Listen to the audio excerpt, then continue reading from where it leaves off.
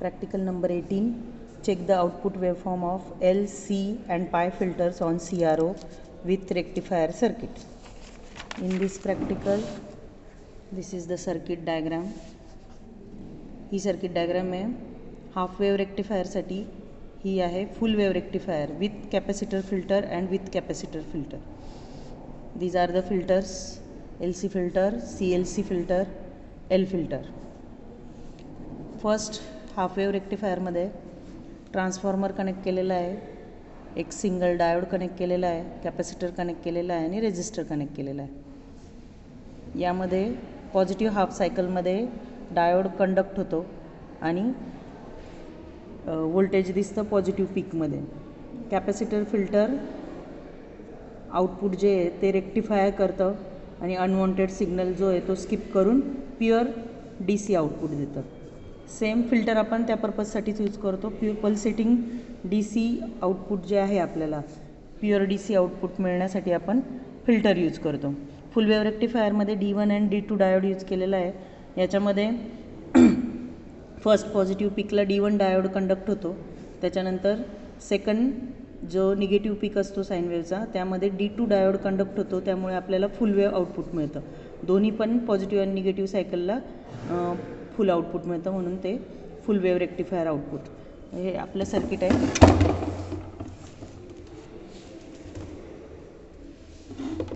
इथे transformer internally connect केलेला आहे. 2 पिन दिलेली आहे आपल्याला, त्याच्यामुळे आपल्याला एक्सटर्नल काहीच व्होल्टेज सप्लाय द्यायचं नाही आहे. इथे एक डायोड कनेक्ट केलेला आहे. हाफ वेव रेक्टिफायरसाठी D1 डायोड, फुल वेव रेक्टिफायरसाठी D2 डायोड. इथे कनेक्शन ब्रेक केलेलं आहे. जर आपल्याला फुल वेव रेक्टिफिकेशन दाखवायचं असेल तर हा D2 डायोड जो आहे तो कनेक्ट करायचा, आणि हाफ वेव रेक्टिफायर शो करायचं असेल तर फक्त D1 डायोड कनेक्ट करून C फिल्टर यूज करायचं असेल तर C1 कॅपॅसिटर घ्यायचा आहे. L फिल्टर यूज करायचं असेल तर हे कनेक्शन करायचे आहे तिथे, आणि L फिल्टर जो आहे इंडक्टर जो आहे तो इंटरनली बिल्ड केलेला आहे, तर तो इंडक्टर कनेक्शनमध्ये येणार. आणि आउटपुटला इथे रेक्टिफायर रेजिस्टर यूज केलेला आहे. तर हा रेजिस्टर आउटपुटसाठी RL लोड आहे आपला, याच्यावर आपण आउटपुट बघणार आहे. ते आपण DSO यूज करतो आहे. कनेक्शन करणार आहे आपण. इनपुट चेक करू आधी.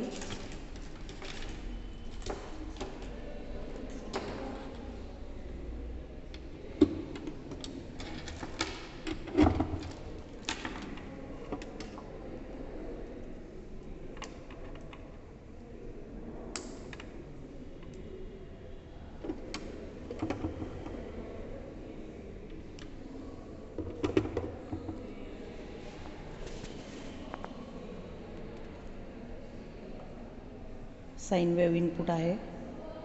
जे इनपुट आपण डायोडला दिलेलं आहे हे इनपुट आहे याचं. त्याच्यानंतर हाफ वेव रेक्टिफायरचं आउटपुट बघायचं आहे. डायोडचं निगेटिव्ह पॉईंट रेजिस्टरला कनेक्ट केला आहे.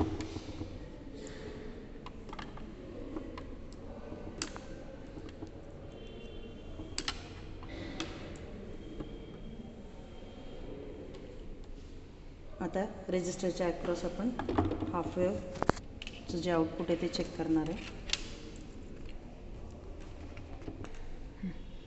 हे आपण आता फक्त हाफ वेव रेक्टिफायरचं आउटपुट बघतोय काय येणार. विदाऊट फिल्टर आहे. फक्त हाफ वेव रेक्टिफायरचं आउटपुट कसं येतं ते बघणार आहे आपण. चॅनल 2ला आपण आउटपुट कनेक्ट केलं आहे. चॅनल 2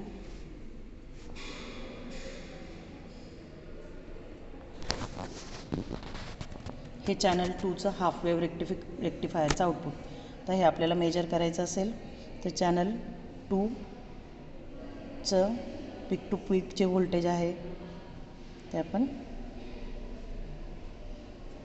इथे 1.9 volt peak to peak channel 2चं जे व्होल्टेज आहे. आता हे आपल्याला विथ फिल्टर बघायचं आहे. C filter, half wave rectifier C filter. त्यासाठी आपण कॅपॅसिटर C1 कनेक्शनमध्ये घेतो आहे.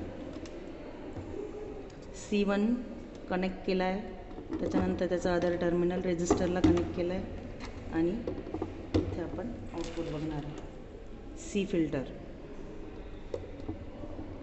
Half wave rectifier C filter.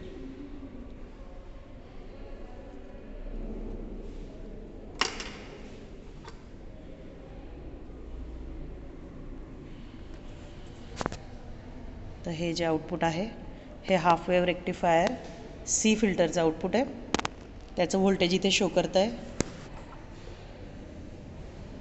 449.8 millivolt. हे आउटपुट आहे आपलं 468.8 मिलीव्होल्ट. स्टॉप केली वेवफॉर्म. आणि हे जे आहे ते आपलं कॅपॅसिटर फिल्टरचं आउटपुट आहे. आता सेम जर तुम्हाला हे आउटपुटचं व्होल्टेज मेजर आपण DSOवर केलेलं आहे तर ते आपल्याला जर मल्टीमीटरवर सांगितलेलं असेल तर इथे आपण मल्टीमीटरवर कनेक्शन करणार व्होल्टेज आणि इथे फक्त कनेक्ट करणार आणि आपलं व्होल्टेज मेजर करणार DMMवर.